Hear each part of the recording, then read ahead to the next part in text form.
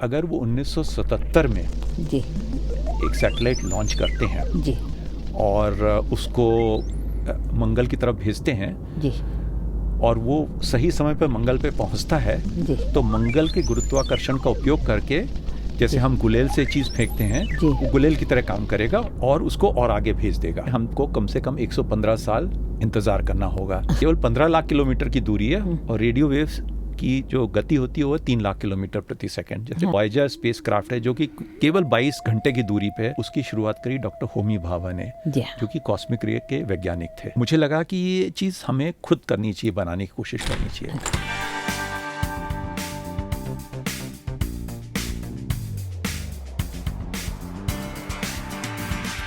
नमस्कार, I am Dr. Meera Das and I welcome you to वार्तालाप। नमस्कार, वार्तालाप में आप सबका स्वागत है। यह प्लेटफॉर्म सेलेक्ट सब्जेक्ट पर सब्जेक्ट एक्सपर्ट के साथ मीनिंगफुल डायलॉग करने का एक एफर्ट है। सब्जेक्ट एक्सपर्ट्स अपना डीप अंडरस्टैंडिंग और इंसाइट्स पाते हैं एक्सपीरियंस के बाद, लंबे एक्सपीरियंस के बाद। ये इंसाइट फॉर्मल एजुकेशन में ट्रांसलेट नहीं होता है और इच्छुक लोग इससे वंचित रह जाते हैं। हमारा ये एफर्ट है कि हम इनको बुलाएं और आप तक इनका ज्ञान पहुंचाएं।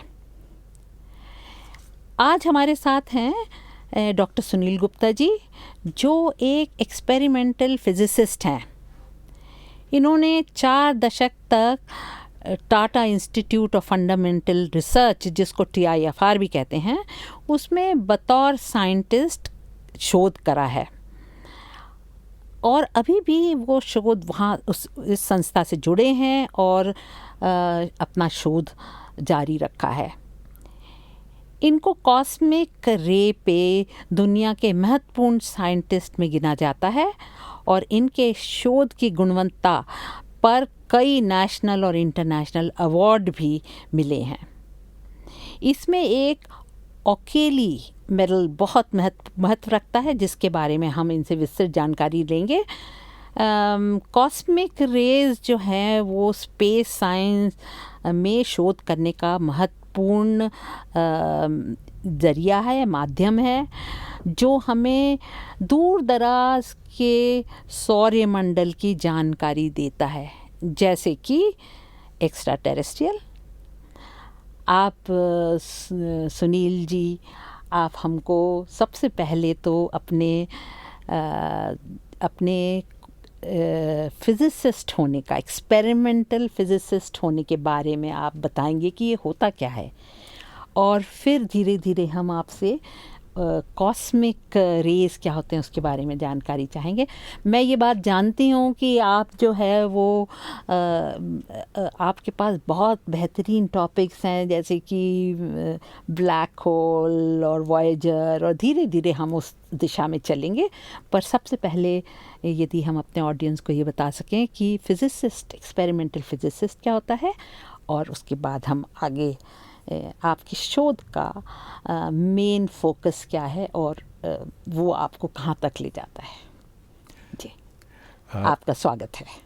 धन्यवाद मीरा जी। जो आपने कार्यक्रम चलाया है ये वाकई सराहनीय है और जिसकी कि हमारे देश को बहुत अधिक आवश्यकता है, और मुझे गौरव हो रहा है कि आपने मुझे यहाँ बुलाया और मुझे ये मौका दिया कि मैं अपने क्षेत्र के बारे में जो कुछ थोड़ी बहुत जानकारी है वो आपके साथ शेयर कर सकूं। तो जो आपने कहा कि एक्सपेरिमेंटल फिजिसिस्ट क्या होता है, देखिए विज्ञान एक ऐसा विषय है जो कि प्रयोग द्वारा हम उसमें उन्नति कर सकते हैं। जब हम कुछ देखते हैं, कुछ समझने की कोशिश करते हैं जिसको हम नहीं जानते हैं, तो हम उसके बारे में आगे ज्ञान अगर प्राप्त करना चाहते हैं तो हमें उस पर शोध करनी पड़ेगी, उस पर कुछ एक्सपेरिमेंट करने पड़ेंगे, और ये काम एक्सपेरिमेंटल फिजिसिस्ट करते हैं। फिजिक्स का मतलब भौतिक शास्त्र, जो कि किन नियमों से हमारा विश्व चलता है, हमारा जीवन चलता है, या जो भी आपकी मशीन है, उपकरण है, वो किस तरह चलते हैं, उस पे आधारित होता है। तो एक तो ये रहा, जी और दूसरा, जब आप शोध करने जाते हैं तो आपका प्रयास होता है कि आप ऐसा कुछ करें जो कि पहले नहीं किया गया है, जी क्योंकि आप वही करेंगे जो पहले किया गया हुआ है, तो आप वही पाएंगे जो कि जिसकी पहले से ही लोगों को जानकारी है, ज्ञान है, तो उसमें नया कुछ नहीं मिलेगा। जी और जबकि रिसर्च का या शोध का मुख्य जो उद्देश्य है वो होता है कि नया ज्ञान प्राप्त करना। जी। तो इसके लिए आवश्यक है कि आपको ऐसे उपकरण बनाने पड़ेंगे जिनमें कुछ नया है, जो पहले से हटकर है। जी तो अगर आप चाहें तो मैं इस विषय में थोड़ा विस्तार से आपको बता सकता हूं, अगर आप चाहेंगे तो। जी ये आपने जो एक्सपेंशन ऑफ नॉलेज की बात की है, तो जायज़ है कि हमको ये नॉलेज नहीं है कि इंस्ट्रूमेंट्स को डेवलपमेंट किस तरीके से किया जाता है, और बिल्कुल चाहेंगे कि आप उसके बारे में और बताएं। तो देखिए, मैं सबसे पहले एक उदाहरण लेना चाहूँगा जो प्राचीन समय का है। हाँ हम सभी जानते हैं कि जब हम रात में ऊपर देखते हैं तो हमें तारे दिखाई देते हैं, ग्रह दिखाई देते हैं, जी और जिनकी जानकारी हजारों साल से हम लोगों को रही है। जी परंतु लोगों को ये नहीं पता था कि चंद्रमा में और सूर्य में क्या अंतर है, जी या अन्य जी, ग्रहों में और अन्य तारों में क्या अंतर है। जी इसकी जानकारी तब हुई जबकि पहले टेलीस्कोप का आविष्कार हुआ गैलीलियो जी, द्वारा।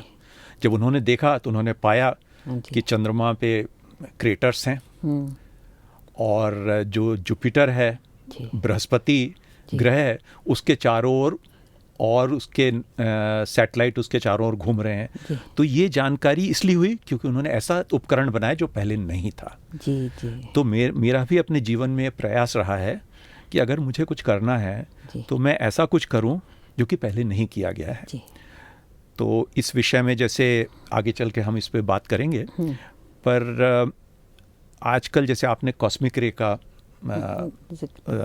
एग्जाम्पल लिया है, तो पहले तो मैं ये कहना चाहूँगा कि कॉस्मिक रेस होती क्या है। जी तो जैसे मैं आपके सामने बैठा हूँ, आप मेरे सामने बैठी हैं, हम एक दूसरे को देख पा रहे हैं। जी हाँ उसका कारण ये है कि हम इस कमरे में प्रकाश है, हाँ जिससे वो जो प्रकाश या लाइट हमारी से रिफ्लेक्ट होकर एक दूसरे की आंखों में जा रही है, उसमें हमारा प्रतिबिंब बन रहा है, उससे हम एक दूसरे को देख पा रहे हैं। जी लाइट क्या है? लाइट भी एक प्रकार का रेडिएशन या विकिरण है, जी और इसमें ऊर्जा होती है। हाँ किसी भी प्रकार का रेडिएशन आप लेंगे उसमें ऊर्जा होती है। जी जो लाइट जिससे हम देख पाते हैं उसकी ऊर्जा होती है, अगर हम उसको नापना चाहें तो उसकी एक नापने की एक अलग यूनिट होती है जिसको इलेक्ट्रॉन वोल्ट बोलते हैं। हाँ तो जो लाइट, नॉर्मल लाइट होती है, उसकी ऊर्जा होती है 2 से 3 इलेक्ट्रॉन वोल्ट के बीच। जी परंतु प्रकृति में तो ऐसा नहीं कि 2 से 3 तक ही सीमित रह जाए ऊर्जा, जी। वो ज़्यादा भी हो सकती है। जब ये ऊर्जा करोड़ों अरबों इलेक्ट्रॉन वोल्ट से अधिक हो जाती है तो उनको हम कॉस्मिक रेस कहते हैं। तो उनकी ऊर्जा बहुत अधिक मात्रा में होती है, परंतु उनकी संख्या कम होती है। अच्छा अच्छा तो उनका अध्ययन इसलिए मायने रखता है कि अगर हम उनका अध्ययन करेंगे तो हमें ये पता लगेगा कि ये कहाँ पर इनका निर्माण हुआ, कैसे इनके पास इतनी ऊर्जा आई, जिससे हमें पता लगेगा ब्रह्मांड कैसे ऑपरेट करता है। जी अपने यूनिवर्स के बारे में हमें जानकारी मिलेगी। जी तो ये एक मुख्य रूप से कॉस्मिक रे अध्ययन करने का मुख्य कारण है। जी जी अच्छा, एक तो ये देखिए, ये तो आप कह लीजिए फिलॉसॉफिकल कारण है। हाँ दूसरा एक और भी महत्वपूर्ण कारण है, क्योंकि जब पहली बार रेडियो एक्टिविटी की खोज हुई, हाँ न्यूक्लियर फिशन की खोज हुई, जी उसके बाद कॉस्मिक रेज की खोज हुई। तो कॉस्मिक रेज का अध्ययन करने से हमें पता लगा कि हम न्यूक्लियर फिजिक्स में क्या होता है, कैसे होता है, उसका अध्ययन भी हम कॉस्मिक रेज के द्वारा कर पाए। अच्छा जिसका कि आगे चल के फ़ायदा ये हुआ कि न्यूक्लियर रिएक्टर्स का आविष्कार हुआ, जिससे हमें ऊर्जा मिलती है। जी और कॉस्मिक रेज का अध्ययन करके चूंकि हमें स्पेस के बारे में पता लगता है, इससे स्पेस साइंसेस का विकास हुआ। जी क्योंकि आज आप जानते हैं कि हम अपने जीवन में जो हमारा कम्युनिकेशन है, बहुत कुछ सैटेलाइट्स पे निर्भर करता है। जी और सैटेलाइट्स अगर आपको लॉन्च करने हैं तो आपको उपकरण जो है स्पेस में भेजने पड़ेंगे, और जब वो उपकरण स्पेस में जाते हैं तो वो कॉस्मिक रेज से एक्सपोज होते हैं। कॉस्मिक रेज से उनको डैमेज होने का खतरा रहता है, इसलिए उनका अध्ययन करना ज़रूरी है यदि हमें सक्सेसफुल सैटेलाइट ऑपरेट करनी है। तो दोनों ही कारण है, हाँ, हाँ, एक तो हम अपना ज्ञान बढ़ाना चाहते हैं, हाँ, दूसरा उसके व्यवहारिक फायदे भी हैं। जी जी तो ये कारण है जिनके कारण कॉस्मिक Cosmic। रेज का अध्ययन किया जाता है। जी। जी। तो आपका इंटरेस्ट कॉस्मिक रेज से बाकी साइंस में आया या साइंस में इंटरेस्ट था इसलिए उससे कॉस्मिक रेज पे पहुँचे? तो ये कहाँ से शुरू होता है आपका इंटरेस्ट? देखिए क्या है मीरा जी कि मेरा मुख्यतः इंटरेस्ट जो था वो विज्ञान में था, जी और जब मुझे मौका मिला टाटा इंस्टीट्यूट में रिसर्च करने का, तो तब मैंने कॉस्मिक रे विषय चुना, क्योंकि उस समय वहाँ पर कॉस्मिक रेज पे काफ़ी काम हो रहा था। अच्छा अच्छा। और मैं आपको ये भी बता दूं कि कॉस्मिक रेज का हमारे भारत में जी बहुत अधिक महत्व है। अच्छा। उसका सबसे बड़ा कारण है कि अगर आप ये देखना चाहें कि दो जो हमारे सबसे बड़े साइंटिफिक ऑर्गेनाइजेशंस हैं, जी एक तो है डिपार्टमेंट ऑफ एटॉमिक एनर्जी, जी जो कि न्यूक्लियर रिएक्टर्स वगैरह बनाते हैं, देश की जी सुरक्षा के लिए जो आणविक हथियार बनाते हैं उनका निर्माण करते हैं, और दूसरा है डिपार्टमेंट ऑफ स्पेस, जी जिस इसरो, जिसे कि हम सभी जानते हैं, जी जो कि सैटेलाइट्स लॉन्च करते हैं और जिससे कि हमारे देश को बहुत आर्थिक और सामरिक फ़ायदा हो सकता है। जी जी तो अगर आप प्रश्न पूछें कि ये इन डिपार्टमेंट का उदय कहाँ से हुआ, जी हाँ तो जो डिपार्टमेंट ऑफ एटॉमिक एनर्जी है उसकी शुरुआत करी डॉक्टर होमी भाभा ने, जी हाँ। जो कि कॉस्मिक रे के वैज्ञानिक थे। अच्छा उन्होंने ही टाटा इंस्टीट्यूट की स्थापना करी, अच्छा कॉस्मिक। और टाटा इंस्टीट्यूट की स्थापना करी कॉस्मिक रे रिसर्च करने के लिए। ओके। बाद ओके। में अन्य जो विषय हैं वो भी शामिल हो गए, जी हाँ जी हाँ क्योंकि कॉस्मिक रेज का, और जैसा मैंने आपसे पहले कहा, न्यूक्लियर साइंस का बहुत गहरा संबंध है। जी हाँ जी हाँ दोनों के नियम, लॉज, बहुत कुछ मिलते हैं। कॉमन है। अच्छा तो स्वाभाविक था कि जब वो कॉस्मिक रेज में काम कर रहे थे तो उसकी प्रैक्टिकल एप्लीकेशन न्यूक्लियर साइंस थी, जी तो न्यूक्लियर साइंस पे काम शुरू हुआ और जी। फिर उससे एटॉमिक एनर्जी पे काम बढ़ा। जी। दूसरी तरफ डॉक्टर विक्रम साराभाई थे, जी जी जो कि कॉस्मिक रेज का अध्ययन करने के लिए बैलून से अपने उपकरण ऊपर भेजते थे। अच्छा तो वो भी कॉस्मिक रेज का अध्ययन करते थे। हाँ। जब उन्होंने उपकरणों को वायुमंडल में ऊपर भेजना शुरू करा, उन्होंने जब पाया कि जब वो बैलून से ऊपर भेजते थे तो 30-40 किलोमीटर से ज़्यादा ऊपर नहीं जा सकता था, तो उन्होंने कहा हमें तो इससे और भी ऊपर जाना चाहिए, जिससे हमें और ज़्यादा अच्छी जानकारी मिली। तो उसके लिए रॉकेट का आविष्कार हुआ। जी जब रॉकेट का आविष्कार किया तो उन्होंने कहा इन रॉकेट का उपयोग तो हमारे जो राष्ट्र के संसाधन हैं उनका अध्ययन करने में, मौसम का अध्ययन करने में भी हो सकता है। जी इस तरह से उन्होंने डिपार्टमेंट ऑफ स्पेस की स्थापना करी। जी तो जो आप इसरो और डिपार्टमेंट ऑफ एटॉमिक एनर्जी को देख रहे हैं, दोनों की शुरुआत कॉस्मिक रे रिसर्च से ही कॉस्मिक रे से हुई है। शुरू हुई। उनका जी, बीज हाँ। जो है वो कॉस्मिक रे कॉस्मिक। रिसर्च है। जी हाँ, और ये हमारे नेशन बिल्डिंग में, इंडिपेंडेंट नेशन के साइंटिफिक और मॉडर्न डेवलपमेंट की नींव है। बिल्कुल। तो इतने अच्छे फाउंडेशन पे हम खड़े हैं और उसमें आपका कंट्रीब्यूशन है।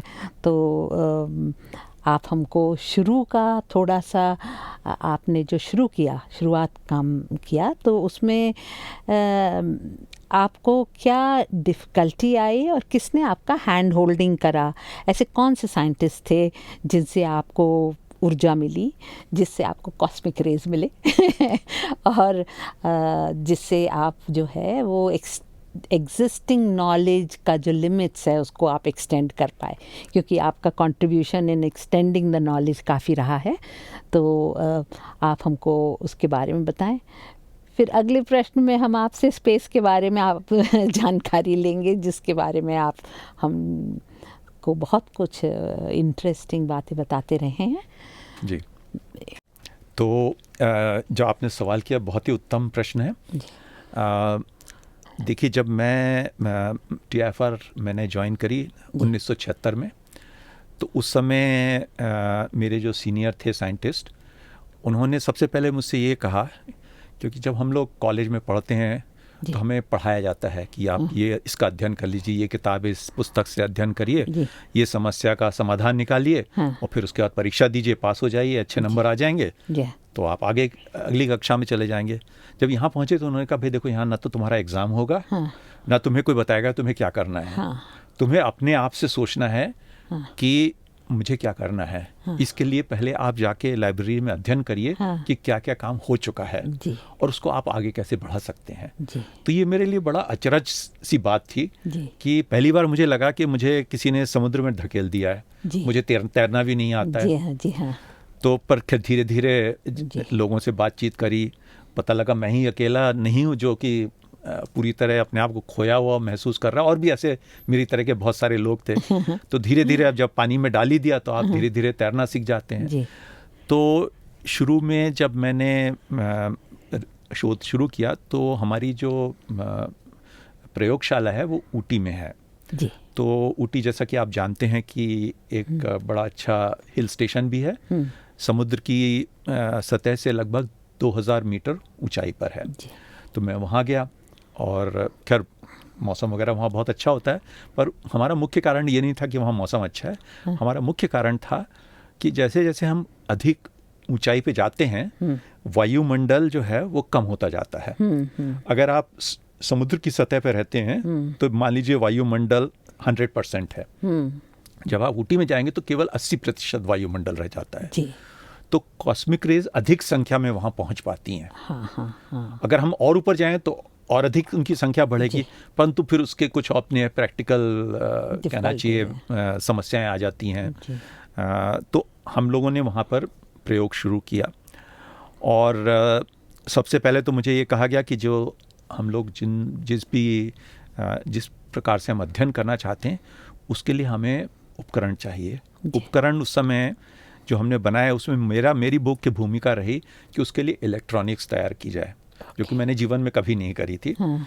कि आप कुछ एम्पलीफायर डिज़ाइन करिए और उनको हाँ खुद ही बनाइए। हाँ तो पहले वो सीखा, थोड़ा बहुत साल भर उसी में चला गया। जी बाद में जब मुझे लगा कि मैं बहुत समय बर्बाद कर रहा हूँ, बाद में पता लगा कि सभी इसी दौर से गुजरते हैं। जब तक आप गलतियाँ नहीं करेंगे, उन गलतियों से नहीं सीखेंगे, आपको नया सीखने को नहीं मिलेगा।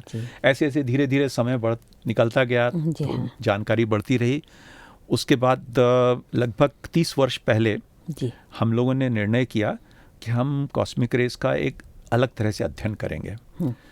तो उसमें हमने 2 तरह के उपकरण लगाने का प्रयास किया। एक जिसको कहते हैं सिंटिलेटर, प्लास्टिक सिंटिलेटर, और दूसरा प्रोपोर्शनल काउंटर।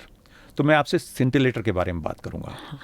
तो अब जैसे मैंने आपसे कहा कि हम एक दूसरे को देखते हैं, हम आँख से देख पाते हैं, या मान लीजिए हमारे सामने कैमरा रखा है, वो कैमरा भी लाइट को रिकॉर्ड करता है, उससे हमें बाद में इमेज देख सकते हैं, आप वीडियो देख सकते हैं, कर सकते हैं। जब कॉस्मिक रेज आती हैं तो उनको हम आंखों से नहीं देख सकते हैं जी। तो सिंटिलेटर एक ऐसा एक उपकरण है जिससे होकर अगर ये कॉस्मिक रेज गुजरती हैं तो वो उसके अंदर से लाइट प्रोड्यूस करती हैं। उस लाइट को हम रिकॉर्ड कर सकते हैं। ओके। परंतु अंतर ये है कि ये पार्टिकल जो है स्पीड ऑफ लाइट पे जाते हैं। हाँ। तो जैसे मान लीजिए हमारा सिंटिलेटर 1 सेंटीमीटर मोटा है, तो वो less than billionth of a second में होके गुजर जाएगा। तो आपकी इलेक्ट्रॉनिक्स भी है वो फास्ट होनी चाहिए। हाँ। अच्छा, 30 साल पहले हमारे देश में इस तरह की हाई स्पीड इलेक्ट्रॉनिक्स अवेलेबल नहीं थी जी। तो जैसे मैं आपको उदाहरण दूं, जैसे हम देखिए कोई चीज़ 1 सेकंड से हम सभी जानते हैं जी। उसको 1000 भागों में विभाजित कर दीजिए तो मिली सेकेंड कहलाता है जी। 10 लाख भागों में विभाजित कर दिए तो माइक्रो सेकेंड कहलाता है जी। और करीब 100 करोड़ भागों में विभाजित कर दीजिए तो उसको नैनो सेकेंड कहते हैं। तो हमारा सिस्टम है वो नैनो सेकेंड की स्पीड से उसको रिकॉर्ड करना की क्षमता ज़रूरी थी। तो मैंने उस पर काम किया कि ये एम्पलीफायर बनाएं और कुछ दूसरे उपकरण बनाएं जिससे कि हम कर सकें। और ऐसा नहीं है कि ये दुनिया में कहीं मिलते थे हाँ। परंतु भारी बहुत एक्सपेंसिव हुआ करते थे। जी। और जब बाहर से आप लाते हैं तो आपको वही मिलेगा जो वो लोग बना रहे हैं। हाँ। हम लोग जो चाह रहे थे वो हमें नहीं मिल पा रहा था। तो हम लोगों ने ये बनाया और बनाने के बाद उससे हमें दूसरा लाभ ये हुआ कि एक तो हमने स्वयं बनाया तो हमें उस पर आत्मविश्वास बढ़ा, पहली बात। हाँ। दूसरी बात, जब भी कभी कोई उपकरण खराब होता था पहले तो हमें वापस उस कंपनी को भेजना पड़ता था जिन्होंने बना के दिया, वो महीनों लगा देते थे, बहुत पैसा भी खर्च होता था। अब चूंकि हमने बनाया तो हम खुद ही उसको रिपेयर कर लेते हैं, कोई समस्या नहीं होती। इस तरह से कर करके हम लोगों ने बहुत सारे उपकरण बनाए। फिर उसके बाद जो सिंटिलेटर होता है वो हम लोग पूरे देश में इंपोर्ट किया जाता था पिछले 40-50 सालों से। तो मुझे लगा कि ये चीज़ हमें खुद करनी चाहिए, बनाने की कोशिश करनी चाहिए। अच्छा। तो उस कार्य में मैंने लगभग अपनी जीवन के 3 वर्ष लगा दिया। जी जी। और उस 3 वर्ष के बाद हमें सफलता मिली। जी। और चूंकि मैंने 3 वर्ष उस पर काम किया, जी। तो मैं आपको बड़े विश्वास के साथ कह सकता हूँ कि मेरे 71 प्रयोग असफल रहे जी। और 72वां प्रयोग सफल रहा। क्या बात है। और जी। उस समय जो हम सिंटिलेटर हमने बनाया, हाँ। वो वर्ल्ड क्लास का है। जी। और वो न केवल भारत में और देशों में भी उपयोग में लाया जाता है। जी जी। जापान में, यूरोप में, इत्यादि इत्यादि। जी हाँ। तो उसको करने से हमें बहुत लाभ हुए। हाँ। उसके बारे में मैं आपसे बाद में चर्चा कर सकता हूँ कि क्या लाभ हुए हम उससे। पर सबसे बड़ा लाभ ये हुआ कि हम लोगों के बीच आत्मविश्वास आ गया। जी हाँ, कि हम जी हाँ, कुछ भी कर सकते हैं। बिल्कुल बिल्कुल। और एक सेल्फ सफिशिएंसी का एक फुटिंग बनाया, जिसमें आत्मनिर्भर हो गए। आत्मनिर्भरता तो बहुत ही ज़रूरी है जी। और हम देखते हैं कि वो एक दौर था, उसमें हम लोग, आप जैसे आपने एक साइंस के फील्ड में एक साउंड फुटिंग बना के नेशन को दी, वैसे ही उसी पे बिल्टअप किया है। तमाम जो डेवलपमेंट हैं ये इन्हीं फुटिंग्स पे आगे बढ़े हैं। जी। तो ये कंट्रीब्यूशन आपका जो है वो, I am sure the nation kind of not only recognises it, but आपको जो तमाम अवार्ड्स जो मिले हैं उसके ज़रिए वो व्यक्त भी करता रहा है। तो हम ये आपके अवार्ड्स के बारे में जानकारी लेंगे आपसे। अगला प्रश्न हम आपके अवार्ड्स के बारे में आपसे जानकारी लेंगे। तो अब हम आपसे आपके जो ओकेली मेडल के बारे में जानकारी, आप हमको ये मेडल देखने का मौका प्राप्त हुआ और बहुत ही इम्प्रेसिव है। और एक आपकी फ़ोटोग्राफ है जो जिसमें आपको वो जापान में वो मेडल दिया जा रहा है, जिसमें आप वो स्पीच दे रहे हैं और वहाँ पे 4 लोग हमको खड़े दिखाई देते हैं। वो चारों की चारों नोबेल लॉरिएट हैं और हमको ये बहुत ही ये देखकर बहुत गर्व भी हुआ। और आई फेल्ट सो ग्रेटफुल कि ये हमको भगवान ने मौका दिया है कि हम आपको जानते हैं, जान सकेंगे और आप हमारे सामने यहाँ बैठे हैं और हम लोगों तक आपकी बात पहुँचा रहे हैं। क्योंकि ये साइंटिफिक वर्ल्ड में तो सब आपको जानते होंगे, पर आम जनता जो है वो भी आपको जान सके, पर्टिकुलरली स्टूडेंट्स। तो हमको इस मेडल के बारे में बताएं और ये मेडल आपको क्यों दिया गया। ज़रूर आपने ये बहुत अच्छा काम किया होगा जो साइंटिफिक वर्ल्ड जानता है। Please do let us know what it is. धन्यवाद Meera ji for kind words. देखिए क्या है कि पहले तो मैं इस मेडल के बारे में बता दूं। इसकी स्थापना करी थी Dublin institute of advance research 1999 में। पहला मेडल जॉइंटली दिया गया था। एक अमेरिकन साइंटिस्ट हैं बहुत फेमस, जॉन सिम्पसन, और एक रशियन साइंटिस्ट ज़ात्सेपिन, उनको मिला था। और इस श्रृंखला में मैं आपको, चूंकि आपने वॉयेजर का जिक्र किया, तो 7वां मेडल जो है इस श्रृंखला में मिला था डॉक्टर एडवर्ड स्टोन को, जो कि प्रिंसिपल साइंटिस्ट थे वॉयेजर 1 और 2 मिशन के। क्या बात जी।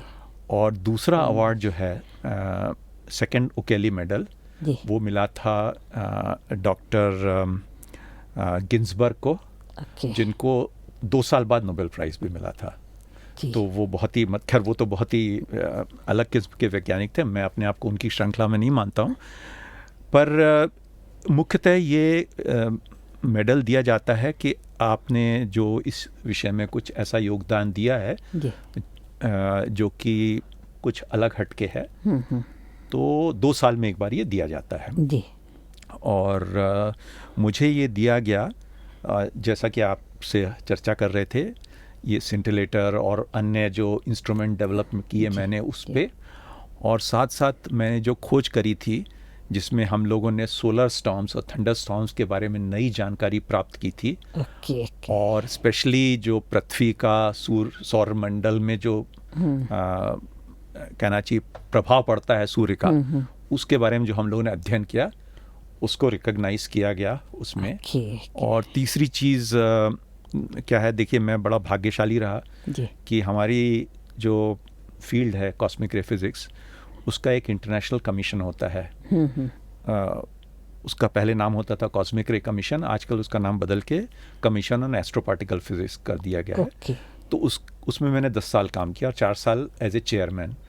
तो वो भी चीज़ उन्होंने नोट करी, कहा कि मैंने जो अंतर्राष्ट्रीय स्तर पर नेतृत्व दिया इस फील्ड में, इन कारणों से उन्होंने मुझे सम्मानित किया और जिसके लिए मैं बहुत आभारी हूँ उन सबका। आप हम्बलनेस की वजह से आप कह रहे हैं कि मैं शायद उतना बड़ा साइंटिस्ट नहीं हूँ, पर world recognises you as one of those Nobel laureates, उतने बड़े साइंटिस्ट की तरह आपको रिकग्नाइज कर रही है। तो आपको ये मेडल मिलने का बहुत शुभकामनाएं और you do us a lot of proud. इसमें एक साइंटिस्ट का आप जिक्र कर रहे हैं जिनको वॉयेजर 1 और 2 को लेके उनको ये मेडल मिला है। तो हमको बताएंगे कि ये वॉयेजर की जर्नी के बारे में और what was the purpose etcetera. जी, वॉयेजर के बारे में आप बताएं। धन्यवाद मीरा जी। तो वॉयेजर से पहले मैं आपसे एक और चीज़ इस बारे में कहना चाहूँगा। आपको याद होगा कि जब स्पेस एज शुरू हुई थी, सबसे पहले सोवियत यूनियन ने एक स्पुतनिक करके सैटेलाइट लॉन्च किया था। और जो पहला स्पुतनिक तो सिर्फ एक रेडियो सिग्नल भेजता था, और उसके बाद जो स्पुतनिक आए उनमें एक इंस्ट्रूमेंट रखा गया था। उस इंस्ट्रूमेंट का काम था कॉस्मिक रे इंटेंसिटी मेजर करना। अच्छा, तो जो पहला सैटेलाइट था उस पे कॉस्मिक रे इंस्ट्रूमेंट था। क्योंकि अगर आप स्पेस में जाते हैं, सबसे ज़्यादा अधिक मात्रा में जो रेडिएशन है इम्पोर्टेंट, वो है कॉस्मिक रेडिएशन। तो उसका अध्ययन करने के लिए किया। उसके बाद अमेरिका रेस में शामिल हुआ। उन्होंने explorer series of satellites launch किए, उनमें भी कॉस्मिक रे इंस्ट्रूमेंट रखे गए। तो कॉस्मिक रेस का स्पेस साइंसेज का बहुत गहरा नाता रिश्ता है, जैसे कि भारत में वैसे ही दूसरे देशों में भी है। और अधिकांश वैज्ञानिक जो स्पेस साइंसेज में काम करते थे वो कॉस्मिक रे में भी काम करते थे। तो 1977 से कुछ साल पहले कुछ वैज्ञानिकों ने नासा के, उन्होंने ये पाया कि अगर वो 1977 में एक सैटेलाइट लॉन्च करते हैं और उसको मंगल की तरफ भेजते हैं और वो सही समय पर मंगल पे पहुंचता है, तो मंगल के गुरुत्वाकर्षण का उपयोग करके, जैसे हम गुलेल से चीज़ फेंकते हैं, वो गुलेल की तरह काम करेगा और उसको और आगे भेज देगा। क्योंकि जब हम सैटेलाइट यहाँ से भेजते हैं पृथ्वी से, तो हम मंगल तक भेज सकते हैं, बहुत होगा तो और थोड़ी दूर चला जाएगा। और उसके बाद अगर भेजना हो तो हमें इतनी भारी मात्रा में ईंधन लगाना पड़ेगा कि सैटेलाइट का वजन इतना ज़्यादा हो जाएगा कि वो आगे जा नहीं पाएगा। तो अगर बहुत दूर भेजना हो तो उसके लिए आवश्यक है कि हम इन ग्रहों का उपयोग करें, उनके गुरुत्वाकर्षण का उपयोग करें। तो इन वैज्ञानिकों ने जब गणित बारे में कैलकुलेशन करी तो पाया कि 162 सालों में एक बार एक ऐसा अवसर आता है जब अगर हम सैटेलाइट लॉन्च करें और यहाँ से उसको मंगल की तरफ भेजें, और मंगल से वो बृहस्पति की तरफ जाएगा, बृहस्पति के गुरुत्वाकर्षण कारण शनि की तरफ जाएगा, वहाँ से यूरेनस जाएगा और वहाँ से नेपच्यून जा सकता है। तो ये इन्होंने कहा कि ऐसा करने से एक साथ हम इन सारे ग्रहों का अध्ययन कर पाएंगे, क्योंकि उनके पास से निकलेगा, उनके चित्र ले सकेंगे, उनके आसपास जो उनके उपग्रह हैं, सैटेलाइट्स हैं, उनका अध्ययन कर सकेंगे, इत्यादि इत्यादि। तो एक मिशन से इतनी ज़्यादा चीज़ें कर पाना बड़ा कठिन कार्य था। तो डॉक्टर स्टोन जो उसके प्रिंसिपल साइंटिस्ट थे, उन्होंने मुझे इस बारे में बताया कि हम लोगों को पता था कि अगर हम ये मौका चूक गए तो ये हमें दोबारा नहीं मिलेगा। 162 साल इंतज़ार करना पड़ेगा। दूसरी समस्या ये है कि अगर आप कोई उपग्रह भेज रहे हैं जो कि यूरेनस और नेपच्यून तक जा रहा है, वहाँ पे सौर की ऊर्जा तो बहुत कम हो जाती है, तो आप सोलर पैनल लगा के आप एनर्जी नहीं जनरेट कर सकते। मंगल तक तो ठीक है, और हो सकता है बृहस्पति तक आपको, क्योंकि जैसे जैसे आप दूर जाते जाएंगे ऊर्जा की मात्रा inverse square of the distance के हिसाब से कम होती जाएगी। तो जैसे मंगल तक जाएंगे तो 4 गुना कम हो जाएगी।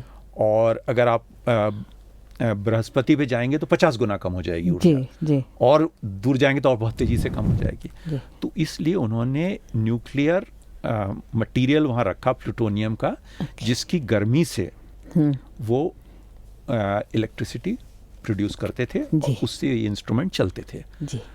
और आश्चर्य की बात यह है कि इन्होंने तो सोचा था कि कुछ ग्रहों का अध्ययन कर पाएंगे, परंतु ये उपकरण इतना सफल रहा कि वो चलता ही रहा।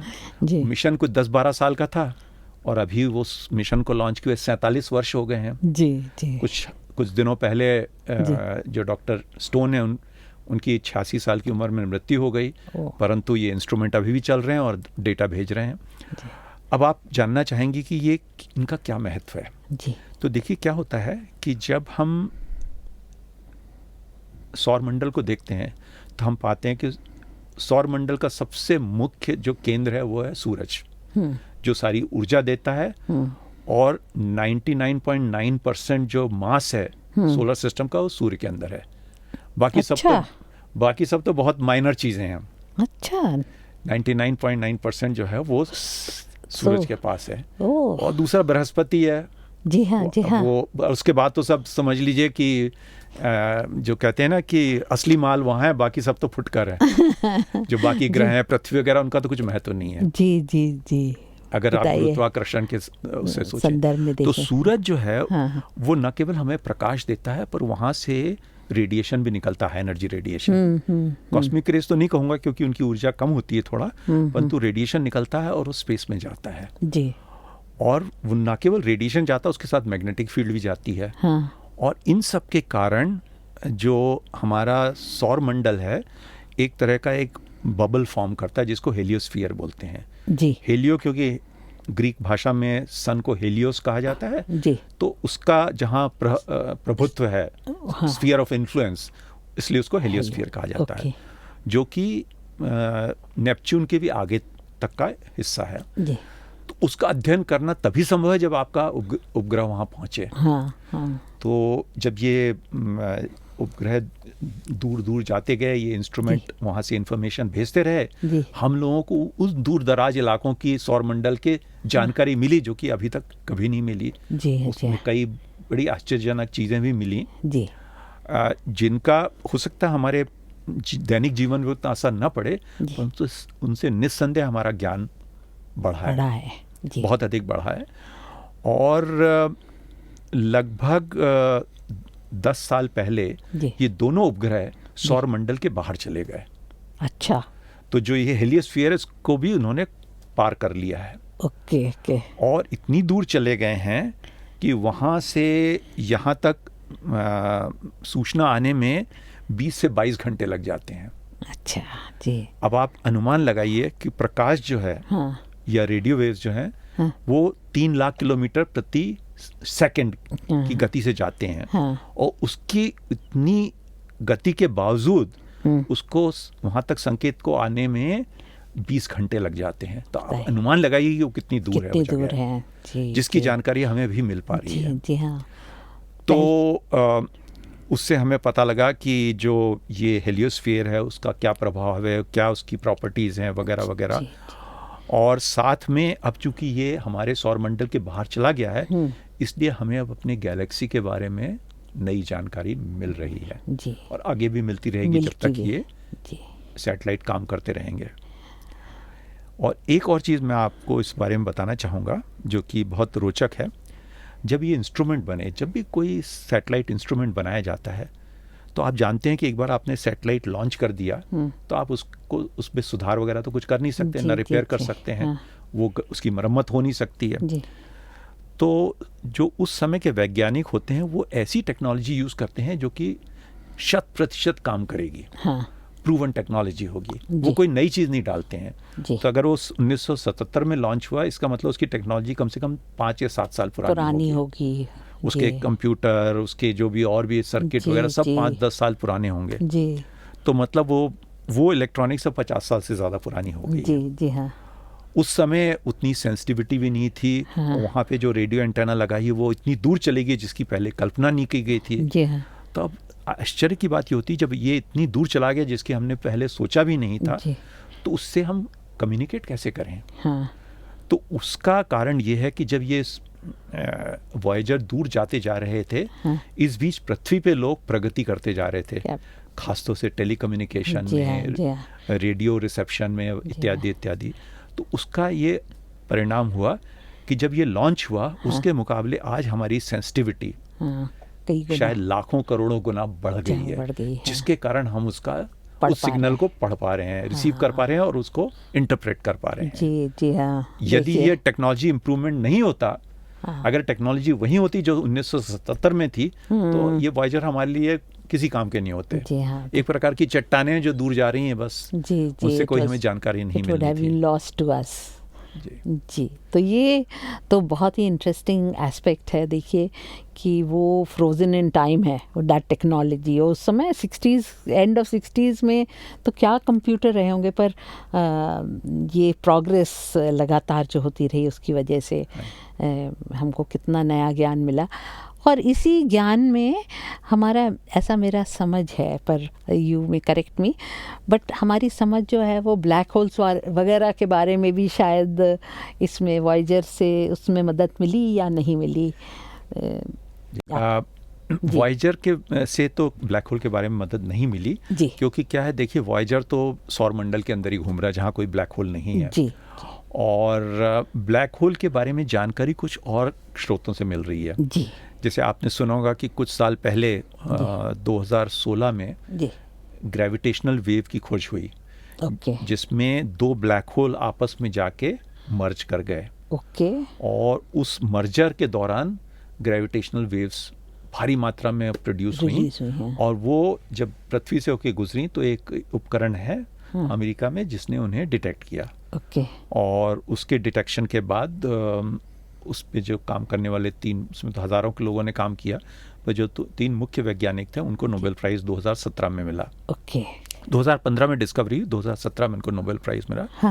उनमें से एक, मैं उनमें से 2 को जानता हूँ। तो एक जो है उनमें से प्रोफेसर बैरी बैरिश, वो कॉस्मिक रे फिजिसिस्ट भी हैं। अच्छा, तो उन्होंने भी उस पर काम किया है। दूसरे जो हैं वो ब्लैक होल्स पे ज़्यादा काम करते हैं। जी। तो उसके लिए आपको अलग तरह के उपकरण चाहिए। अच्छा। जैसा मैं आपसे कह रहा था कि अगर आपको कोई पर्टिकुलर कोई भी सब्जेक्ट स्टडी करना है, तो आपको ऐसा उपकरण चाहिए जो उस प्रकार के रेडिएशन को स्टडी कर सके। जी हाँ। क्योंकि जैसे हम आँख से कॉस्मिक रेज को नहीं देख सकते, आँख से हम ग्रेविटेशनल वेव्स को नहीं देख सकते, तो इसलिए हमें स्पेशलाइज्ड इक्विपमेंट चाहिए। इसलिए साइंस की प्रगति के लिए उपकरण की सूक्ष्मता, सेंसिटिविटी और वो उसकी गुणवत्ता बढ़ाना बहुत आवश्यक है। जैसे जैसे आप उसकी सेंसिटिविटी बढ़ाएंगे, आप नई नई चीज़ें डिस्कवर करेंगे, खोज कर पाएंगे। जी हाँ। कि होता क्या है, जो आज हमें ऐसा लग रहा है सिर्फ केवल नॉइज़ है, वो कल को हमारा सिग्नल बन जाता है। हाँ। क्योंकि नॉइज़ से हम छुटकारा पा जाते हैं। जी हाँ। जैसे मैंने आपको उदाहरण दिया कि अगर हमारे टेलीकम्युनिकेशन में प्रगति नहीं हुई होती, तो वॉयेजर हमारे लिए सिर्फ नॉइज़ बन के रह जाता। तो आज हमें वो सिग्नल दे रहा है, क्योंकि जो नॉइज़ उसमें आ रही है उसको हम अलग कर पा रहे हैं, सिग्नल को उसमें से निकाल पा रहे हैं। तो ये उपकरण की सेंसिटिविटी सबसे बहुत महत्वपूर्ण है। तो जो भी भविष्य में कोई डिस्कवरी होगी या कोई भी आविष्कार होगा, वो तभी होगा जब हम कुछ नया करेंगे। जी हाँ। ये तो बहुत महत्वपूर्ण है। जी, आपने वॉयेजर की जर्नी के बारे में बताया, और तो सबसेक्वेंट वॉयेजर के तर्ज पर ही क्या और सैटेलाइट्स भी छोड़े गए? हमारा लास्ट एफर्ट्स जो हैं वो उसमें और वॉयेजर के कंपैरिजन यदि हम करें, जो लेटेस्ट हमारे सैटेलाइट्स हैं उसमें और वॉयेजर ओल्ड टेक्नोलॉजी है, न्यू टेक्नोलॉजी, क्या वो वॉयेजर से आगे जाने की क्षमता रखते हैं, नहीं रखते हैं? And what are the examples we have, how much we have progressed in that direction? ये आपने बहुत अच्छा प्रश्न किया। देखिए, अगर वॉयेजर ने जो किया उसको हमें दोबारा करना है तो हमें कम से कम 100 वर्ष लगेंगे, इंतजार करना पड़ेगा। जब वो हमें ग्रहों का वो समीकरण बैठेगा जिसमें कि वो एक के बाद एक गुलेल की तरह वो बाहर फेंकते जाएं, वो तो अभी संभव नहीं है। परंतु आज की तारीख में जो सैटेलाइट बन रहे हैं वॉयेजर से कई गुना अधिक सेंसिटिव हैं, और उन्होंने बहुत सारी अन्य खोजें भी की हैं।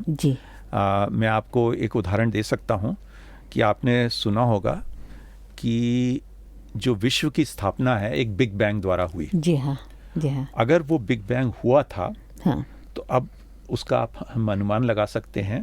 पहला तो ये कि जब बिग बैंग हुआ तो उस समय यूनिवर्स बहुत हॉट था और पूरे यूनिवर्स में एक प्रकार का रेडिएशन भरा हुआ था। जी। वो रेडिएशन ठंडा होके उसका टेम्परेचर कम हो गया है, अच्छा। जिसको ब्लैक बॉडी रेडिएशन कहते हैं। जी। उसका अध्ययन बहुत सूक्ष्मता से किया गया है, जिससे हमें पता लगता है कि बिग बैंग लगभग 14 बिलियन ईयर्स पहले हुआ था। जी जी। हाँ जी। ओके। तो 14 बिलियन ईयर्स पहले ये बिग हाँ, बैंग हुआ था। हाँ। उसके पहले क्या था कोई नहीं कह सकता। जी जी हाँ। परंतु विश्व का जो की शुरुआत है वो वो यहाँ 14 से बिलियन है। ईयर्स पहले हुई थी, जो अभी जी। की जानकारी है। जी हाँ। कल कोई जानकारी और नई आ जाए तो कहा नहीं जा सकता। जी हाँ, जी हाँ। आज की जानकारी के आधार पे ये कहा जा सकता है। जी हाँ, जी हाँ। डॉक्टर गुप्ता, आपने बहुत सारी अच्छी बातें बताई, लेकिन हम आगे का प्रश्न आपसे पूछें उसके पहले हम दो बातें आपकी जो समअप करना चाहते हैं। एक तो आपने बोला कि जो शोध करते हैं उसमें फेलियर्स भी होते हैं, क्योंकि नया एरिया है, नया इंस्ट्रूमेंट है, नए यंत्र का निर्माण हो रहा है, तो उसमें फेलियर होते हैं। लेकिन इस किस्म के फेलियर को हम स्टेप अप बोलेंगे, ना कि स्टेप डाउन बोलेंगे। इस बात को शायद दूसरे शोधकर्ताओं को भी याद रखने की ज़रूरत है। जो यंग बॉयज़ एंड गर्ल्स हैं वो शोध के फील्ड में जाना चाहते हैं, उनको ये याद रखना चाहिए। और दूसरी बात आपने बहुत अहम बात बोली थी, वो ये कि जब आपने कॉस्मिक रेज पे काम शुरू करा तो ऑलरेडी डेटा है, बहुत सारे लोग उस पे काम कर चुके हैं। और मेरे ख्याल से हर शोधकर्ता को ये याद रखना चाहिए कि हम दूसरे जो काम करते हैं और उनके जो फेलियर होते हैं या उनके जो सक्सेस हैं, हम हमेशा उनके कंधों पे खड़े होकर आगे बढ़ते हैं। तो वो जब अपना काम, कट पेस्ट वाली दुनिया है, देखिए इसलिए याद दिला रही हूँ कि वो आप एक्नॉलेज नहीं करेंगे तो आपकी पूरी इमारत ढह जाएगी। तो लोगों ने काम किए हों और आप उनको यदि रिफ्यूट भी करना चाहें तो भी एक्नॉलेजमेंट बहुत ही इम्पॉर्टेंट एस्पेक्ट है किसी भी शोध का, ऐसा मैं समझती हूँ। और ऐसा शायद आपने शुरू में ही बोला था। तो बहुत ही धन्यवाद आपका कि इस तरफ आपने ध्यान आकर्षण किया। और स्टूडेंट्स के लिए है मेनली ये दो बातें जो शोध करना चाहते हैं। अब हम लोग, आपने वॉयेजर के बारे में बहुत बताया, और वॉयेजर एक बहुत ही एक्साइटिंग चीज़ है जो हमारे हेलियोस्कोप से बाहर निकल गया है। उसका डायरेक्ट रिफ्लेक्शन क्या है हमारी लाइफ पे, ये शायद आज ना समझें, पर उसका ज़रूर से होगा। कभी कभी कुछ समय लग जाता है लोगों को समझते कि हमारे को जो नया ज्ञान मिला है उसका इम्पैक्ट हमारे ऊपर क्या है। इस संबंध में आपसे मैं एक प्रश्न पूछना चाहती हूँ कि जो वॉयेजर है वो तो 74 में लॉन्च हुआ था। 77 में जी 77 में। और उसका जो डेटा हमको मिल रहा है, जो कम्युनिकेट कर रहा है, जो हमको बातें बता रहा है, with the increase in technology in India, क्या हम ऐसा दूसरे सैटेलाइट भेज सकते हैं जो उससे व्यापक इंफॉर्मेशन कम्युनिकेशन कर सके? ये पहला प्रश्न है। उसी से जुड़ा हुआ ये भी है कि यदि दूसरा सैटेलाइट हम लॉन्च भी करते हैं तो क्या ये जो वॉयेजर है वो हमारे लिए, उसका कम्युनिकेशन क्या हमारे लिए रिडंडेंट हो जाएगा और उसका रेलेवेंस कितना रह जाएगा? जी आप यदि बताएं उसके बारे में। बहुत धन्यवाद मीरा जी, आपने बहुत ही सही परिप्रेक्ष्य में सब पूरी चर्चा को रखा है। पहली चीज़ तो मैं आपसे 100% सहमत हूँ कि जो भी काम आज हम कर रहे हैं वो जो हमसे पहले लोग काम करके गए उसके आधार पे कर रहे हैं और उसी को आगे बढ़ाने की प्रक्रिया होती है, क्योंकि रिसर्च में कभी भी आप वैक्यूम में काम नहीं करते हैं। जो ऑलरेडी कुछ हो चुका उसको आगे बढ़ाने का काम करते हैं। तो ये तो आपकी बात बिल्कुल सही है। जहाँ तक वॉयेजर मिशन का तात्पर्य है, तो देखिए क्या है कि निस्संदेह आज की तारीख में जी। उससे अच्छा मिशन बनाया जा सकता है, जी। क्योंकि हमारी टेक्नोलॉजी आगे बढ़ गई है, हमारी सेंसिटिविटी आगे बढ़ गई है, जी। और इन सब के होते होते हम लोग पहले से काफ़ी कुछ अधिक कर सकते हैं। जी। परंतु उसके लिए हमको कम से कम 115 साल इंतज़ार करना होगा, क्योंकि अगला मौका हमें मिलेगा सन 2139 में, ओके। जब ये ग्रहों का सामंजस्य ऐसा होगा कि हमारा मिशन आगे जा पाए, जब ये पोर्टल खुलेगा। जब ये मौका मिलेगा। इसके लिए हमें काफ़ी समय जी जी जी इंतज़ार करना होगा। जी। और जहाँ तक रही बात आपकी कि इन चीज़ों से हमें क्या लाभ या क्या उससे जी। जो जानकारी मिल रही है वो जो आगे चल के जानकारी मिलेगी वो क्या इससे रिडंडेंट हो जाएगी, ऐसा कतई नहीं होगा। जी। तो उसके कई कारण हैं। सबसे महत्वपूर्ण कारण ये है कि जो आप डेटा कलेक्ट करते हैं, जैसे वॉयेजर आपको आज की तारीख में डेटा भेज रहा है, जी वो दर्शाता है कि सौर मंडल की स्थिति आज के दिन कैसी है। जी जी। और अगर 100 साल बाद आप एक इंस्ट्रूमेंट भेजेंगे, वो तब बताएगा जब सौर मंडल की स्थिति उस 100 साल के बाद क्या थी। तो डेटा का हमेशा महत्व रहेगा। जी जी। जैसे कि मैं आपको उदाहरण देता हूँ, चूंकि आपने सूरज का उदाहरण लिया, जी। जब हम लोग सूरज का अध्ययन करते हैं जी। तो एक चीज़ पाई गई है जी। कि सूरज एक तरह का साइक्लिकल बिहेवियर करता है, उसका 11 साल का साइकिल होता है। जी। तो आप जैसे जानते हैं कि सूर्य के ऊपर धब्बे होते हैं जिनको सोलर सनस्पॉट्स कहते हैं, जी। और वो सनस्पॉट की संख्या घटती बढ़ती रहती है जी। और उसकी जो वो है पीरियोडिसिटी वो 11 साल है। जी। और ये आज से नहीं, बहुत समय से लोग इसको जानते हैं। जी। और इसके बारे में पता लगाने के लिए हम लोगों ने प्राचीन रिकॉर्ड जो थे, जो Japanese astronomers, Chinese astronomers, Korean astronomers जिनकी सभ्यता में इनका अध्ययन किया गया है, उन सब रिकॉर्ड्स का अध्ययन करके पता लगाया गया है कि ऐसा समय भी आया था जब सूर्य की एक्टिविटी कम हो गई थी, बहुत कम हो गई थी, और कॉस्मिक रे की इंटेंसिटी बहुत अधिक बढ़ गई थी। और ऐसा मौका भी आया जब इसकी एक्टिविटी बढ़ गई थी, कॉस्मिक रे की इंटेंसिटी कम हो गई थी। इसका मौसम पे क्या प्रभाव हुआ होगा, वायुमंडल पे क्या प्रभाव हुआ, इसके बारे में जानकारी नहीं है। परंतु 1000 साल पहले जो कि शायद उन्होंने आंख से देखे ऑब्जर्वेशन किया होगा, उसका भी उतना ही महत्व है जितना आज आप कर रहे हैं, क्योंकि उस समय आपके पास और कोई डेटा नहीं है। एक प्रकार से इस अध्ययन की तुलना आप इतिहास से कर सकते हैं। इतिहास कभी खत्म नहीं होता है। अगर आपको भूतकाल के बारे में पता करना है तो आपको इतिहास जानना पड़ेगा। तो इतिहास कभी आउटडेटेड नहीं होता। इसी तरह साइंटिफिक रिसर्च, पुराना डेटा कभी आउटडेटेड नहीं होता है, क्योंकि वो समय की सूचना देता है। तो एक ये सबसे बड़ा कारण मैं कहूँगा, कंपैरेटिव कंपैरिजन करने के लिए भी और प्रेडिक्शन फ्यूचर करने के लिए भी, और किसी स्टडी को करने की। जैसे अब आप जानना चाहते हैं कि भाई सूरज ये 11 साल में क्यों इसमें पीरियोडिसिटी है, जिसको हम लोग नहीं जानते हैं इसकी वजह क्या है। परंतु जैसे जैसे और डेटा आएगा, हो सकता, आशा करते हैं कि हम लोग उसकी ज़्यादा अच्छी अंडरस्टैंडिंग कर पाएँ भविष्य में जाके। ऐसी हम लोगों की आकांक्षा रहती है। जरूरी नहीं कि ऐसा हो, परंतु ये होप हमेशा रहती है। जी बिल्कुल। तो ये सोलर फ्लेयर वगैरह जो हैं वो भी सोलर स्पॉट से जुड़ा हुआ है। हाँ जी। आप जानना चाहूँगे, सोलर फ्लेयर और सोलर स्पॉट्स जो हैं वो दोनों एक दूसरे के संबंधित एक्टिविटीज़ हैं? बिल्कुल सही कहा आपने जी। जो देखिए क्या है, जो हम सनस्पॉट कहते हैं, वो जब आप टेलीस्कोप के द्वारा देखते हैं तो ऐसा लगता है कि सूरज पे धब्बे हैं जी, पर वास्तविकता में वो धब्बे नहीं हैं जी। वहाँ पे जो मैग्नेटिक फील्ड है, जो सूरज की सतह पे मैग्नेटिक फील्ड जो पृथ्वी की मैग्नेटिक फील्ड से 1000 गुना से ज़्यादा है जी।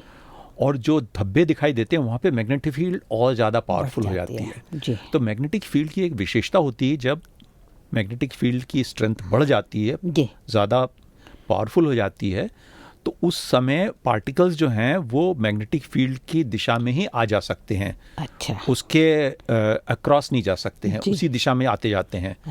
जब कोई चीज़ एक दिशा में चलती है और उसको अगर आप फिजिक्स की भाषा में कहें तो इसका मतलब उसका तापमान कम हो गया है। अच्छा। इसलिए वो हमें धब्बे की तरह दिखाई देता है, क्योंकि वो डार्क हो जाता है। पर वो भी जैसे सूरज का तापमान होता है लगभग 6400 डिग्री सेल्सियस, जी। तो धब्बों का तापमान उससे कुछ 100 डिग्री कम होगा। ओके। परंतु फिर भी वो 6000 के आसपास तो है ही। जी जी। तो तापमान अभी भी बहुत ज़्यादा है, परंतु बाकी जो उसकी सतह है उसके मुकाबले वो थोड़ा कम है। हाँ। और जो आपने बात कही कि सोलार फ्लेयर, इनका बहुत गहरा संबंध है जी। जब क्या होता है, जो जैसे मैंने आपसे कहा मैग्नेटिक फील्ड होती है, चार्ज पार्टिकल हैं हाँ।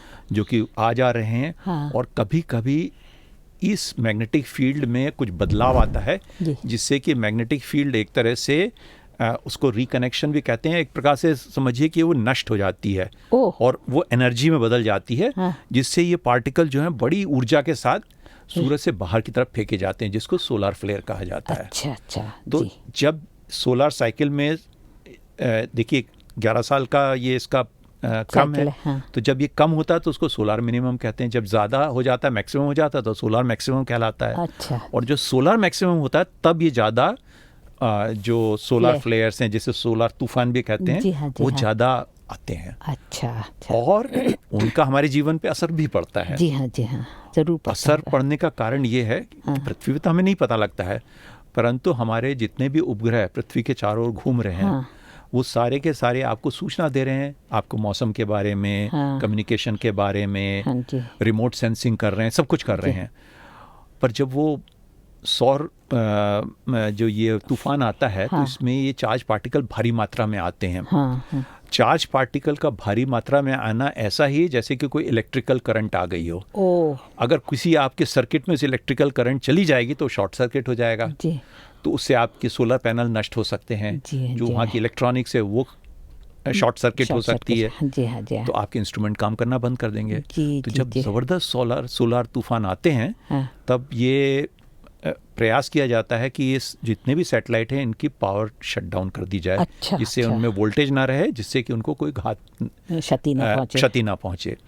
और जब वो सोलर फ्लेयर वगैरह चली जाएं तो उनको फिर आप वापस कर दें। परंतु पता कैसे लगे कि ये आने वाला है? इसलिए आपको ध्यान होगा कि पिछले वर्ष सितंबर में इसरो ने एक सैटेलाइट लॉन्च किया था, आदित्य L1। ओके। और वो सैटेलाइट हमने यहाँ से भेजा और अंत में वो सूर्य की दिशा में भेजा गया। खैर उसको करने में समय लगा, 3-4 महीने लग गए। अंत में हमने उसको एक ऐसे पॉइंट पे रख दिया जिसको L1 कहते हैं, लैग्रैंज पॉइंट 1 बोलते हैं। जो कि पृथ्वी से 1.5 मिलियन किलोमीटर की दूरी पे है, 15 लाख किलोमीटर की दूरी पे है, सूर्य की दिशा में। तो अब सूर्य से कुछ भी मान लीजिए रेडिएशन आता है तो सूर्य से चलेगा, और सूर्य से पृथ्वी का डिस्टेंस है 140 मिलियन किलोमीटर। अच्छा जी। 14 करोड़ किलोमीटर। और ये केवल 15 लाख किलोमीटर की दूरी पे है।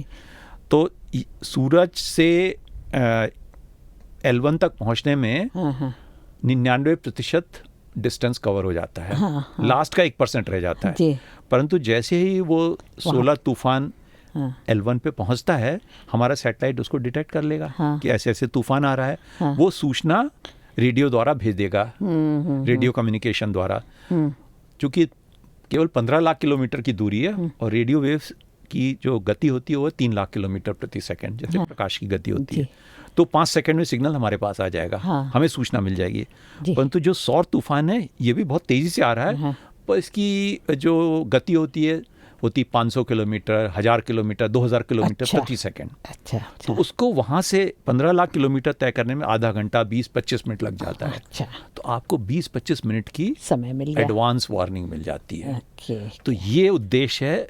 इसलिए सारे विकसित देश हैं जैसे नासा है और यूरोपियन स्पेस एजेंसी है, इन सब ने अपने सैटेलाइट्स L1 पे रखे हुए हैं और भारत भी अब उस श्रेणी में आ गया है। जिससे कि हमें ये एडवांस वार्निंग मिल सके, जिससे हमारे सैटेलाइट सुरक्षित रह सकें। न केवल सैटेलाइट, जैसे जब आप मान लीजिए आप भारत से कनाडा या अमेरिका जाते हैं तो हम भूमध्य रेखा जो है उसके ऊपर से नहीं जाते, हम पोलर ऑर्बिट से जाते हैं। क्योंकि जो हवाई जहाज है वो रास्ता लेता है जो सबसे कम दूरी का है। और जब आप पोलर ऑर्बिट से जाते हैं तो पोलर रीजन जो है वहाँ अर्थ की मैग्नेटिक फील्ड जो है वो वर्टिकल डायरेक्शन में होती है। तो वहाँ पे ये सारे सौर पार्टिकल पहुँच जाते हैं बिना किसी क्षति की। जैसे मैंने आपको बताया सूरज में भी पार्टिकल जो मैग्नेटिक फील्ड है उसी की दिशा में आ जा जी, सकते हैं। जी। वो पहुंच जाते हैं और वो पार्टिकल कुछ नहीं बल्कि एक तरह की इलेक्ट्रिक करंट है, क्योंकि चार्ज पार्टिकल हैं। तो जो आपका एरोप्लेन अगर उस समय वहाँ से जा रहा है तो उसकी इलेक्ट्रॉनिक्स को भी क्षति पहुँच सकती है। तो जब ऐसे सौर तूफान आते हैं तो वो पोलर फ्लाइट्स को डाइवर्ट कर दिया जाता है कि आप वहाँ से मत जाएं। तो सौर तूफानों का न केवल विज्ञान के देखिए पृष्ठभूमि में देखने से ही काम नहीं है, इसका हमारे जीवन पे भी सीधा असर पड़ता है। ये मतलब एक इसका उदाहरण है। जी हाँ। तो ज्ञान तो ऐसा है कि सब कनेक्टेड है एक दूसरे से।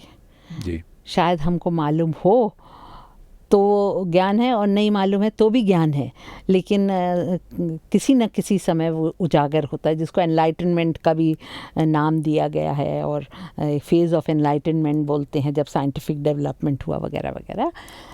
हम आपसे अब साइंटिफिक बातें तो हैं, पर हम आपसे दो बातें करेंगे जो रियल्म ऑफ मिथ और फैंटेसी और इसमें है, क्योंकि स्पेस इतना फैसिनेटिंग एरिया है और इतना सारा है वहाँ पर। हमेशा लोगों ने स्पेस से रिलेटेड बहुत सारी स्टोरीज़ बनाई हैं कि भगवान वहाँ से आते हैं, वहाँ से लेके शुरू। यदि हम लोग बोलते हैं कि भगवान कहाँ रहते हैं तो सब ऊपर की तरफ दिखाते हैं, सम एक्सटर्नल स्पेस जिसके बारे में हमें मालूम नहीं, वहाँ से आते हैं। तो ये एक्स्ट्रा टेरेस्ट्रियल का क्या वो है, आपका व्यू क्या है इसके बारे में, और उसको हम कितना साइंटिफिकली वैल्यू दे सकते हैं या वेटेज दे सकते हैं? जी, ये आपने बहुत महत्वपूर्ण प्रश्न किया है जी। और उसके देखिए दो उत्तर हो सकते हैं जी। एक तो मैं कहूँगा कि क्या संभव हो सकता है जी, और दूसरा ये कि किसके बारे में हमारे पास प्रमाण है। जी, जी। तो ये दोनों अलग अलग देखिए नज़रिए हैं।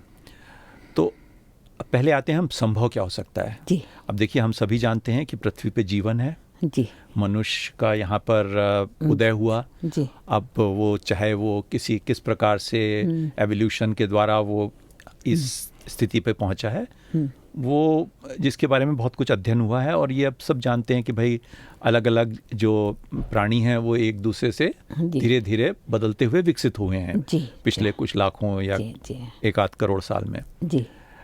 तो एक तो ये है जी। इसका मतलब जीवन पृथ्वी पे है जी। और पृथ्वी कोई अनोखा सा ग्रह नहीं है। जी। अगर आपसे मैं पूछूं कि पृथ्वी का क्या महत्व है सौर मंडल में, हाँ। तो आप कहेंगे ये तो छोटी सी चट्टान है। हाँ, हाँ। जिसका भार सौर मंडल के भार का 0.0001% है बस। जी। तो ये वैसे ही हो गया कि जैसे आपका घर है, हाँ। उसमें एक छोटा सा कण कहीं पड़ा है, उसके बराबर महत्व है पृथ्वी जी, का। जी। उस जरा सी पृथ्वी पे अगर हाँ। जीवन आ सकता है, हाँ। तो विश्व में कितने ग्रह होंगे, तो क्यों नहीं आ सकता? कोई कारण नहीं है। तो ये तो संभावना है जी। तो ये संभव होगा, मेरा ये मानना है कि क्योंकि देखिए आपको ध्यान होगा शुरू में यहाँ कहा जाता था कि जो पृथ्वी है वो विश्व के सेंटर में है। हाँ। हाँ, जिसे हम जियोसेंट्रिक यूनिवर्स कहते थे। हाँ, फिर बाद में आया कि नहीं, पृथ्वी नहीं, सूरज सेंटर पे है, जिसको लेके बहुत विवाद हुआ। 500 साल पहले जब केपलर ने पहली बार कहा, तो उसके लेके लोगों को जाने भी देनी पड़ गई।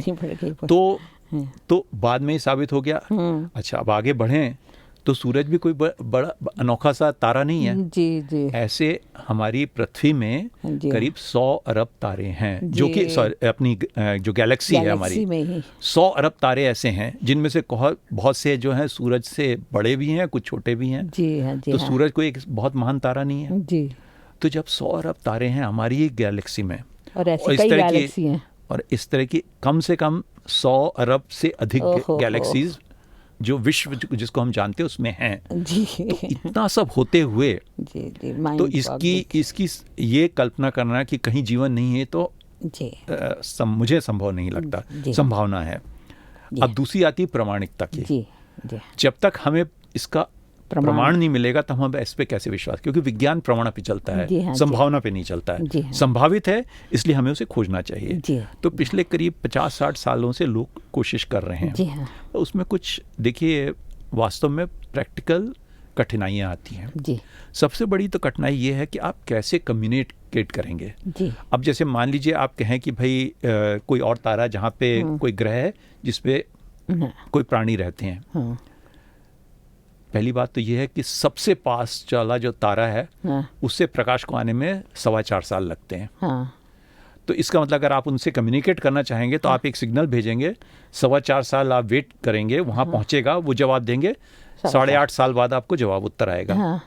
क्या आप में इतना धैर्य है कि आप 8.5 साल तक रुके रहेंगे उसके जवाब का?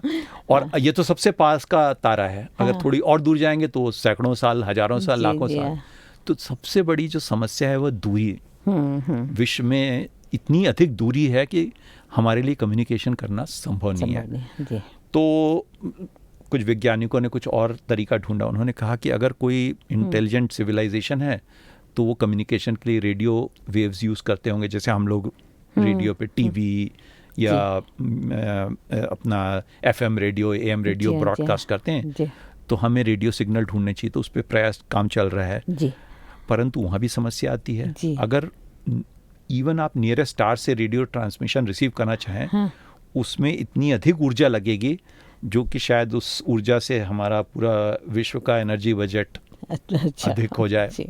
जी। तो ऐसी स्थिति में चैलेंजेस बहुत हैं। जी हाँ। कि प्रैक्टिकल और दूसरा टाइम वाइज। एक तो प्रैक्टिकल डिफिकल्टी कि इतनी एनर्जी चाहिए कम्युनिकेट करने के लिए। अब आप देखिए जो वॉयेजर स्पेसक्राफ्ट है जो कि केवल 22 घंटे की दूरी पे है, वहाँ कम्युनिकेट करने के लिए हमारा सारा विश्व का सबसे बेस्ट इंफ्रास्ट्रक्चर लगता है, तब हम कम्युनिकेट कर पाते हैं, एडवांस्ड है। अब आप आकलन करिए कि अगर वो ये तो 22 घंटे की दूरी पे, अगर वर्षों की दूरी पे हो तो कितना कठिन कार्य हो जाएगा।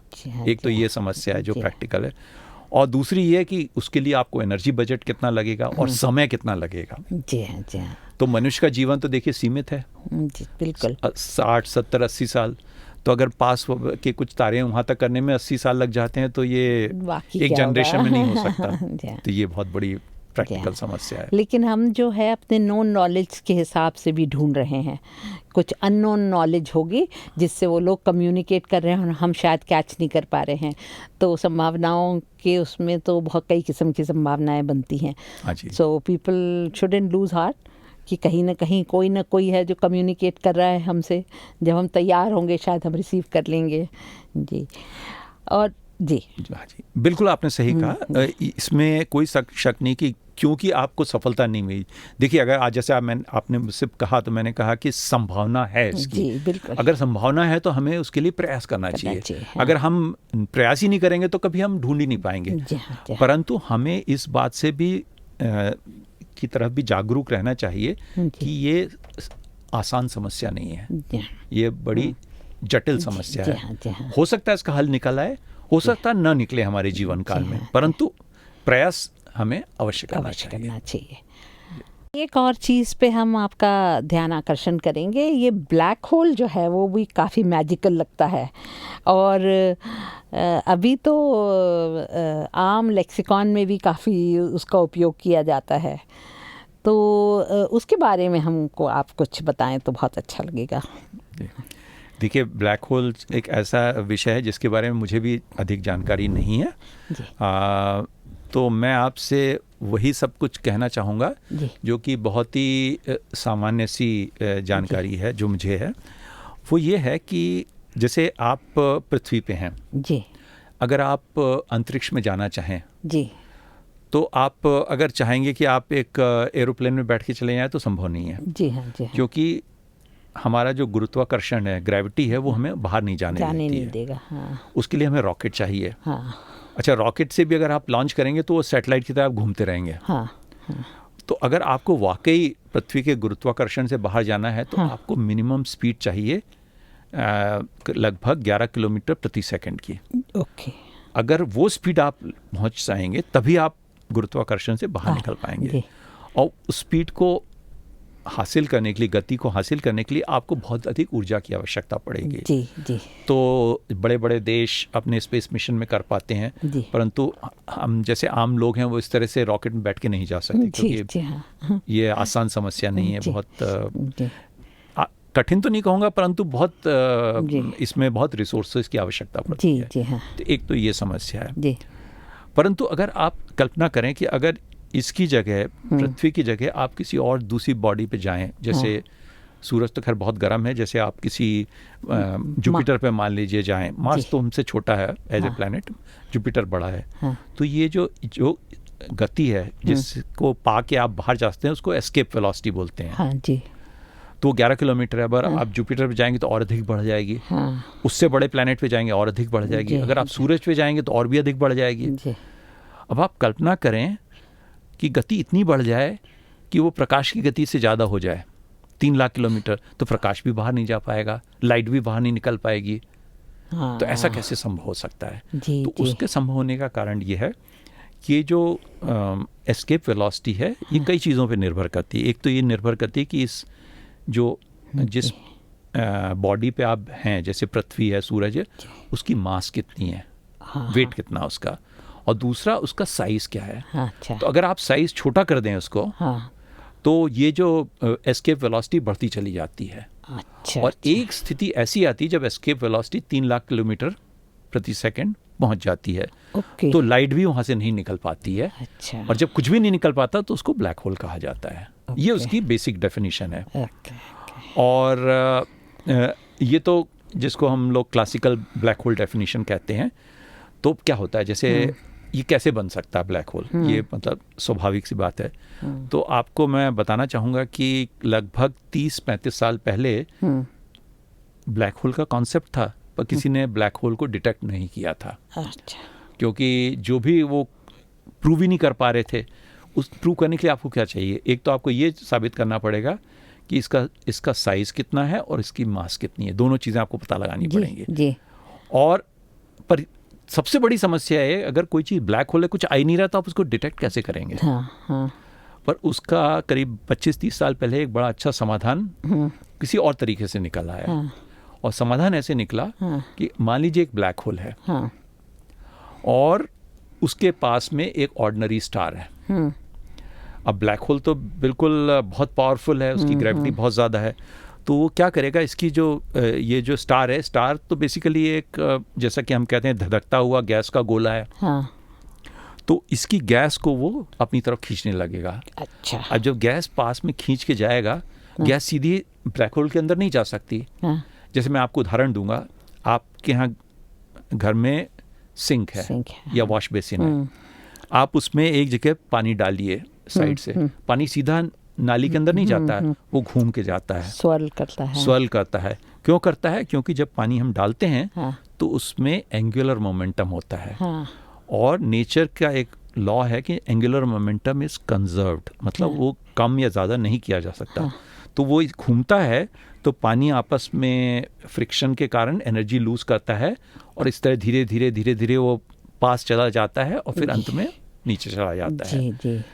तो जब गैस आती है तो वो भी घूमती है। अच्छा, ठीक है। ब्लैक होल के चारों तरफ। और जब ब्लैक होल के चारों तरफ घूमती है और जैसे जैसे पास जाती है, बाई सेम हीटिंग बहुत गर्म हो जाती है। इतनी गर्म हो जाती है गैस कि जब पहले गर्म होती है तो उसमें से लाइट आती है। जैसे आपको याद होगा पहले ज़माने में हम इलेक्ट्रिक बल्ब यूज़ किया करते थे, गैस फिल्ड बल्ब, जिनमें फिलामेंट होता था, उसको गर्म करते थे, एडिसन बल्ब। तो लाइट जो गैस है वो ओवरहीट होकर उसको लाइट देती थी। तो इस तरह ही गैस में पहले लाइट आती है। अच्छा, आपको याद होगा जब हम लोग पेट्रोमैक्स यूज़ करते थे तो वो सफ़ेद लाइट निकलती थी क्योंकि उसका टेम्परेचर ज़्यादा होता था। और मैं आपको बताना चाहूँगा, जब मैंने शायद शुरू में मेंशन किया था कि जो लाइट होती है उसकी एनर्जी होती है। जो रेड लाइट होती है उसकी कम एनर्जी ऊर्जा होती है, 2 इलेक्ट्रॉन वोल्ट होती है। जो ब्लू लाइट होती है उसकी 3 इलेक्ट्रॉन वोल्ट होती है। ठीक है। परंतु यहीं तक लाइट सीमित नहीं है। अगर 2 इलेक्ट्रॉन वोल्ट से कम एनर्जी होती है तो इसका मतलब वो रेड लाइट से थोड़ा इन्फीरियर हो गई तो उसको हम इंफ्रारेड बोलते हैं। अच्छा, तो इंफ्रारेड भी लाइट ही है, हाँ, परंतु उसकी ऊर्जा जो है 2 इलेक्ट्रॉन रेड लाइट से थोड़ा कम है। हाँ। और अगर वायलेट से ज़्यादा ऊर्जा हो तो हम उसे अल्ट्रा वायलेट कहते हैं, हाँ, कि वो अल्ट्रा वायलेट से भी ज़्यादा अल्ट्रा हो गई, हाँ। जो कि हमारी स्किन के लिए जलाती है, हानिकारक होती है। जी। तो इस तरह जब वो ब्लैक होल में पास जाता है तो गैस हीट होती जाती है, तो पहले वो लाइट बाहर भेजती है, उसके बाद अल्ट्रा वायलेट, फिर और एनर्जी बढ़ जाती है 1000 गुना, तो एक्सरेज बाहर आने लगती है, क्योंकि एक्सरे भी लाइट ही है। हाँ। पर 2 या 3 इलेक्ट्रॉन वोल्ट की जगह वो 2000 या 3000 इलेक्ट्रॉन वोल्ट होती है। इतना ज़्यादा है, इतना फर्क 1000 गुना ज़्यादा है। ओके। तो जो ब्लैक होल में जब ये जाते हैं तो एक्सरेज बाहर आती हैं, और उन एक्सरेज के द्वारा ब्लैक होल की डिस्कवरी हुई है। अच्छा, हाँ, तो ये इनडायरेक्टली हुई है। और वो कब संभव हो पाया? जब ऐसे टेलीस्कोप बने जो कि एक्सरे को डिटेक्ट कर पाए। ऑर्डिनरी टेलीस्कोप एक्सरे नहीं डिटेक्ट कर सकते। अच्छा। तो जैसा हम लोगों ने चर्चा शुरू करी, हाँ, कि आपका उपकरण में अगर कोई विशेषता होगी तो आपको कुछ नया देखने को, सीखने को मिलेगा, या खोजने को मिलेगा। जी। उसका ये एक उदाहरण है। तो हमें आपसे जो आज हमारी जो चर्चा हुई है, ये कुछ एक्साइटिंग सब्जेक्ट्स थे, कुछ मिथोलॉजिकल उसके रियल में भी को भी टच करते हुए हैं, और सबका साइंटिफिक बेस था। आपने बहुत अच्छे से हमको सबको ये डिफ़िकल्ट सब्जेक्ट को समझाया है, and I am so grateful that you are here, और आई एम क्वाइट श्योर कि बहुत सारे लोग इसको बहुत अप्रिशिएट करने वाले हैं। आगे भी हम, यदि आपको किसी के प्रश्न हो ये है, तो हम आप तक उसको पहुंचाने की कोशिश करेंगे, और ना सिर्फ पहुंचाने की कोशिश करेंगे, यदि आप दोबारा हमारे साथ आएंगे तो ये सब्जेक्ट बहुत एक्साइटिंग है, हम इसको आगे ले जाना चाहेंगे। पर इस बार तो आपके यहाँ आने के लिए हम आपको बहुत धन्यवाद देते हैं, और आपने हमारा इनविटेशन एक्सेप्ट करा। So thanks a lot doctor Sunil Gupta ji. हम आपको हमारे यहाँ एक जाने जो हमारे यहाँ मेहमान आते हैं उनको हम एक छोटा सा गिफ्ट देते हैं, तो हम आपको ये गिफ्ट देना चाहेंगे जी। धन्यवाद मीरा जी। आपसे ज़्यादा मुझे आनंद हुआ आपके प्रश्नों का उत्तर देने में। बहुत बहुत धन्यवाद। नमस्कार।